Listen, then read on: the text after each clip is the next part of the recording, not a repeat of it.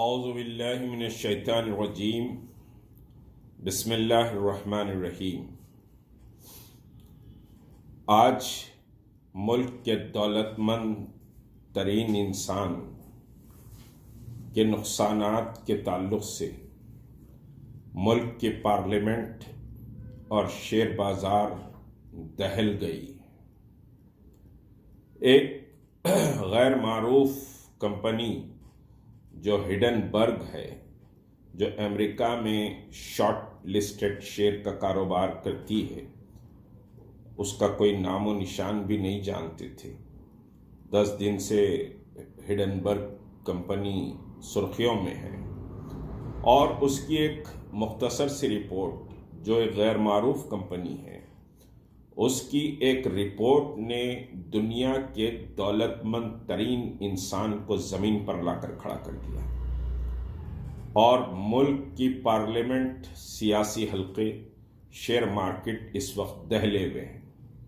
تو اس سے ایک بات بہت واضح سمجھ میں آتی ہے کہ اللہ تبارک و تعالیٰ فرماتا ہے کہ میں کن فیکون ہوں، صرف ہو جاؤ اگر کہوں گا تو وہ ہو جائے گا۔ کسی کی اللہ کی مرضی اور مشیت کے آگے کسی کی نہیں چلتی۔ کوئی تصور بھی نہیں کر سکتا تھا کہ دنیا کا تیسرا دولت مند شخص، جس کے ہندوستان میں ڈنکے بجتے ہیں اور جو وزیر اعظم کے ساتھ سمجھیے کہ انتہائی قریبی تعلق رکھتا ہے، جس کو ہندوستان کی بندرگاہیں، ہندوستان کا ایئرپورٹ اور ہندوستان کے کئی سمجھیے کہ ادارے جس کے حوالے کیے گئے ہیں، اور ہندوستان کے کوئلے سے تیار کی ہوئی الیکٹریسٹی وہ بنگلہ دیش کو بیچ رہا تھا۔ اتنے رسوخ کا آدمی جو خورد بورد یہ ساری چیزیں وہ وزیر اعظم کے ناک کے نیچے کرتا تھا، ان بیٹن جس کو سمجھا جاتا ہے۔ لیکن اللہ تبارک تعالیٰ قرآن میں فرماتا ہے کہ انما اذا اراد شیئا ان یقول له کن فیکون، کہ ہم اگر ارادہ کرتے ہیں کوئی چیز کے کر دینے کا، تو بس وہ کن فیکون کے کہنے کی دیر ہے کہ وہ کام ہو جاتا ہے۔ ارب پتی زمین پر آ جاتے ہیں، اقتدار ڈھہ جاتا ہے، اور اللہ کی مشیت کے آگے کسی کی سمجھے کہ تدبیریں نہیں چلتی۔ ایک ایسی کمپنی جو بالکل غیر معروف کمپنی، ہڈن برگ،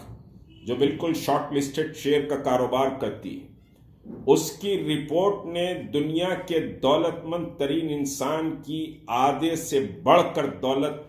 کو سمجھیے کہ صرف ایک ہفتے کے اندر تباہ برباد کر دیا۔ تو اللہ کے اس نظام کو سمجھنے کی ضرورت ہے۔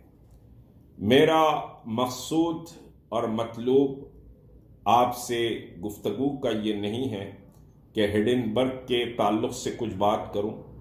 یا پھر اڈانی کے امپائر کے تعلق سے بات کروں۔ دراصل میں یہ اسلامی معاشی جو نظام ہے، وہ اسلامی معاشی نظام بہت بڑا سبجیکٹ ہے، لیکن کچھ واقعات خلفائے راشدین کے، تابعین کے، تبع تابعین کے، اور پھر اس ملک میں سمجھیے کہ جو مغل اور مسلمانوں نے حکمرانی کی، ان کے کچھ سمجھیے کہ واقعات اور جھلکیاں حکومت کرنے کے طریقے کیا ہوتے ہیں، وہ سمجھیے کہ آپ کے سامنے رکھنا اور دنیا کے سامنے رکھنا میرا مقصود و مطلوب ہے۔ ایک بات آپ کو بتلاتا چلوں کہ آج دنیا کے دولت مند ترین لوگوں کی فہرست میں 10، اگر دنیا کے دولت مند ترین لوگوں کی فہرست ہے تو اس میں ہندوستانی بھی موجود ہے، اور پھر 100 کی اگر فہرست بنائی جائے دنیا کے دولت مند ترین لوگوں کی، تو اس میں بہت سے ہندوستانی بھی موجود ہیں، جن کے بڑے بڑے امپائر ہیں، اور جن کے رہن سہن اور ان کے انداز اور ان پر سمجھیے کہ سارا اقتدار نچھاور ہوتا ہے۔ لیکن کتنے شرم اور افسوس کی بات ہے کہ اس ہندوستان میں جبکہ جہاں دنیا کے دولت مند ترین لوگوں کی فہرست میں ہندوستانیوں کا نام آتا ہے، اس ہندوستان میں آج بھی لوگ روزانہ فاقہ کشی کا شکار ہو کر سینکڑوں کی تعداد میں لوگ مرتے ہیں۔ بہت سے لوگ ہندوستان میں ایسے بھی ہیں، ہر شہر میں موجود ہیں، جو اپنی دولت کے بلبوتے پر منرل واٹر سے نہاتے ہیں، منرل واٹر سے اپنے ہاتھ منہ دھوتے ہیں، کلی کرتے ہیں،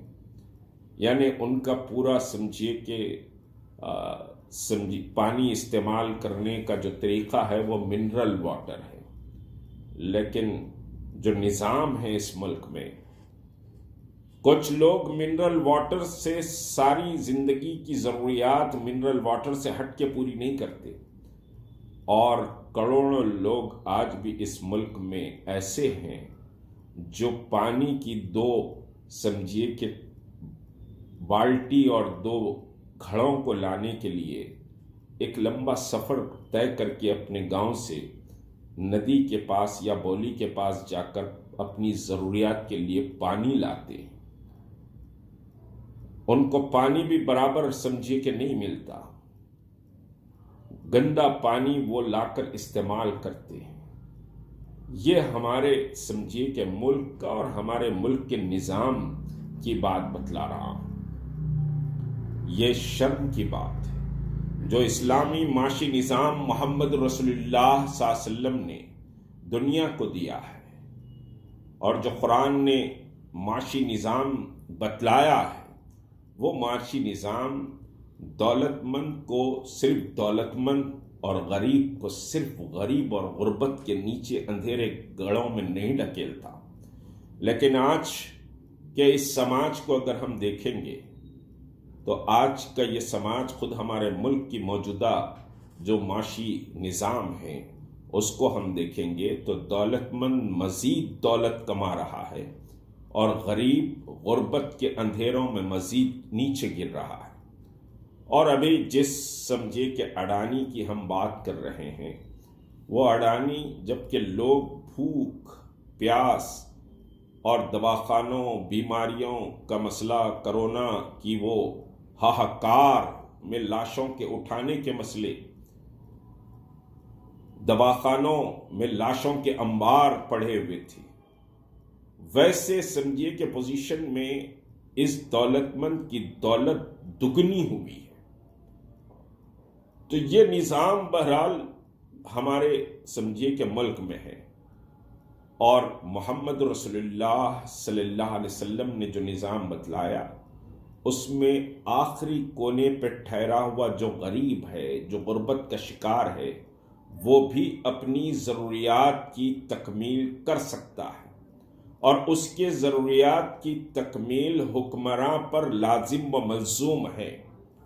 کوئی شخص بھوکا اور فاقہ نہیں رہ سکتا اس نظام میں، اور اگر بھوکا فاقہ رہے گا، چاہے وہ خلفاء کا دور رہے، تبع تابعین کا دور رہے یا کوئی مسلم حکمراں کا دور، اس کا یہ عقیدہ سمجھیے کہ رہتا ہے، اور اس کو اس سے بار بار اللہ کے عذاب سے اس کو ڈرایا جاتا ہے کہ یہ جتنے لوگ ہیں، بلکہ حتیٰ کہ جو چرند اور پرند اور جانور ہیں، وہ بھی اگر تمہاری حکومت میں ہیں تو انصاف ان کے ساتھ بھی ہونا چاہیے، ان کے ساتھ بھی انصاف ہونا چاہیے، کیونکہ اگر ان کے ساتھ بھی انصاف نہیں ہوا تو اللہ کے پاس جواب دہ ہونا۔ آج کے حکمرانوں کے پاس، یہ شرک اور کفر کے پجاریوں کے پاس،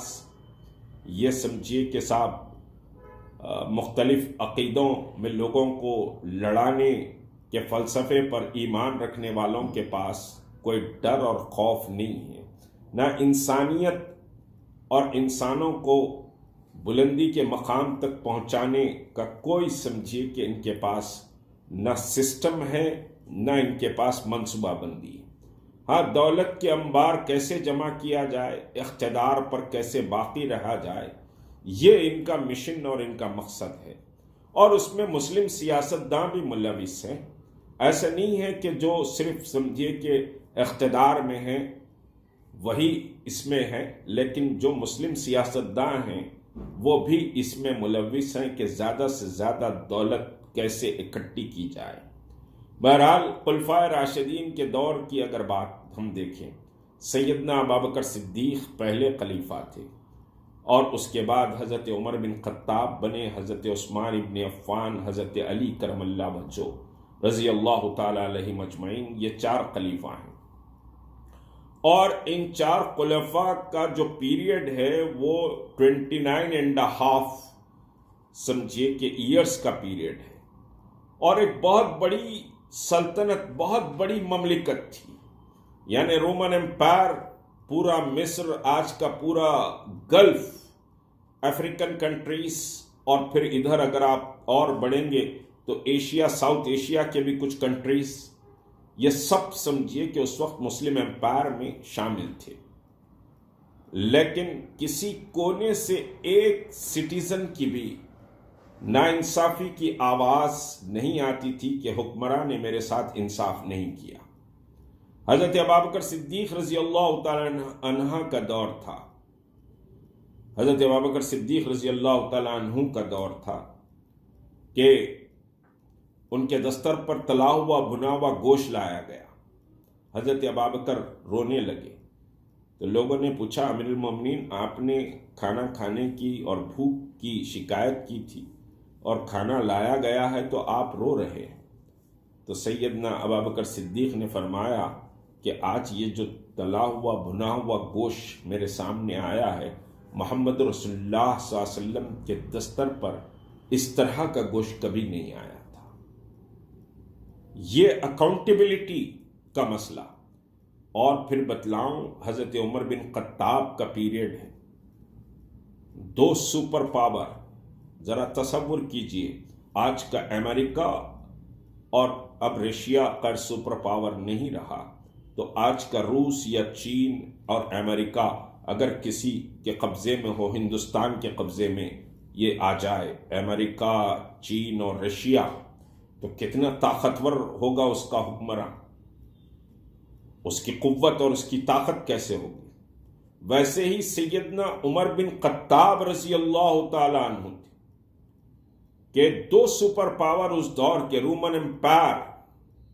اور پھر پورا کسرا کی سلطنت، یہ 2 بڑے سپر پاور اس دور کے تھے۔ وہ دونوں سپر پاور حضرت عمر کے قبضے میں آ گئے تھے، ان کے تاج مسلمانوں کی ٹھوکروں میں پڑے ہوئے تھے، ان کے ہیرے جواہرات سے جڑے ہوئے خزانے مسجد نبوی کے صحن میں پڑے ہوئے تھے۔ یہ پوزیشن مسلمانوں کی سمجھیے کہ مملکت کی تھی۔ اتنے بڑے حکمراں مسجد نبوی کے ممبر پر خطبہ دے رہے ہیں تو ایک بوڑھا کھڑے ہو کر سوال کر رہا ہے کہ عمر، خطبہ بعد میں دیں، پہلے مجھے یہ بتلائیں کہ یہ جو کرتا جس کپڑے کا تم پہنے ہوئے وہ کل بیت المال کے مال سے جو تقسیم عمل میں آئی، اس تقسیم میں اتنا کپڑا نہیں تھا کہ تم کرتا بنا سکو، تو پھر تم نے اس کا کرتا کیسے بنا لیا؟ اتنا زیادہ کپڑا تم کیسے حاصل کر لیے؟ پہلے اس کا جواب دو۔ یہ اکاؤنٹیبلٹی تھی پبلک کے سامنے، اور یہ طریقہ محمد رسول اللہ صلی اللہ علیہ وسلم نے بتلایا تھا کہ تم میں کوئی برتر اور بلند نہیں ہے، ان اکرمکم عند اللہ اتقاکم، کہ تم میں بلند وہی ہے جو متقی اور پرہیزگار ہے۔ تو حضرت عمر بن خطاب نے کہا کہ اس کا جواب میں نہیں دوں گا، میرا بیٹے عبداللہ بن عمر دیں گے۔ اور تاریخ نے اس واقعے کو رقم کیا کہ امیر المومنین کے بیٹے کھڑے ہوئے اور کھڑے ہو کر کہا کہ یقینی طور پر اتنا کپڑا نہیں دیا گیا تھا جس سے کرتا بنتا، لیکن میں نے اپنے حصے کا کپڑا بھی اپنے والد ماجد کو دے دیا اور وہ 2 ملا کر کرتا بنا ہے۔ یہ اکاؤنٹیبلٹی تھی۔ اور پھر بتلاؤں، آج لوگ سسک کر مرتے، آج فاقہ کشی کا شکار ہوتے ہیں۔ معاشرے کی ذمہ داری، مقامی لوگوں کی ذمہ داری، اس پر نہیں کہوں گا، حکمرانوں کی بات کر رہا ہوں۔ حضرت عمر رات کی تاریکی میں عوام کے سکھ اور دکھ کا جائزہ لینے نکلتے۔ مشہور واقعہ ایمان کی تازگی کے لیے میں بتلا رہا ہوں تاکہ دنیا کے سامنے یہ بات رکھی جائے۔ حضرت عمر بن خطاب نکلے، ایک عورت ہانڈی چڑھائی ہوئی ہے اور بچے بلبلا رہے ہیں، رو رہے ہیں۔ ماں ان کو تسلی دیتے ہوئے ہانڈی کو سمجھیے کہ پکانے کی طرح پھرا رہی ہے۔ حضرت عمر وہ نظارہ دیکھے اجازت لے کر داخل ہوئے، کہا کہ اے عورت، اس ہانڈی میں کیا ہے؟ تو اس نے کہا کہ اس ہانڈی میں کچھ نہیں ہے، ہمارے لیے کھانے پینے کا کوئی سامان گھر میں موجود نہیں ہے، بچے بھوک سے بلبلا رہے ہیں، میں ان کو سمجھا رہی ہوں، میں ان کا دل بہلا رہی ہوں تاکہ وہ نیند ان کو آ جائے اور وہ سو جائے۔ وہ عورت امیر المومنین کو نہیں جانتی تھی۔ حضرت عمر کی آنکھوں سے آنسو رواں ہو گئے، تیزی سے بیت المال کی طرف آئے اور آ کر سمجھیے کہ کھانے پینے کا جو سامان، آٹا اور دیگر چیزوں کو ایک تھیلے میں ڈالا اور اپنے کاندھے پر خود اٹھائے۔ غلام نے کہا امیر المومنین، میں اپنے کاندھے پر لے جاؤں گا، آپ کیوں لے کر جا رہے ہیں؟ تو کیا حسین جواب سیدنا عمر بن خطاب نے دیا، تو آج ضرور میرا بوجھ اٹھا لے گا، لیکن روز محشر میرا بوجھ کون اٹھائے گا؟ یہ جواب حضرت عمر بن خطاب نے دیا اور خود سمجھیے کہ لے کر گئے۔ اس عورت نے سمجھیے کہ پکایا کرا۔ غلام نے کہا کہ اب کھانا پک رہا ہے، ان کو غذا مل جائیں گی، آپ چلیے۔ تو عمر بن خطاب نے ایک اور حسین جواب دیا کہ میں ان بچوں کو روتا ہوا دیکھا تھا، اب میں کھانے کے بعد ہنستا ہوا دیکھ کر یہاں سے چلوں گا۔ یہ اکاؤنٹیبلٹی تھی، یہ سمجھیے کہ حکمرانی کا طریقہ مسلمانوں نے دنیا کو دیا۔ تبھی تو گاندھی جی نے کہا کہ لوگوں، ہندوستان پر حکومت تم کو ملی، تم حکومت کرنا اگر چاہتے ہو اور اس حکومت کی اگر کوئی سمجھیے کہ حسین مثالیں اگر تم دنیا کے سامنے پیش کرنا چاہتے ہو تو تم کو ابابکر اور عمر جیسی حکومت کرنا پڑے گا۔ گاندھی جی نے سمجھیے کہ رام چندر جی کا ذکر نہیں کیا، حالانکہ گاندھی جی رام چندر جی کو مانتے تھے، ان کے پیرو تھے۔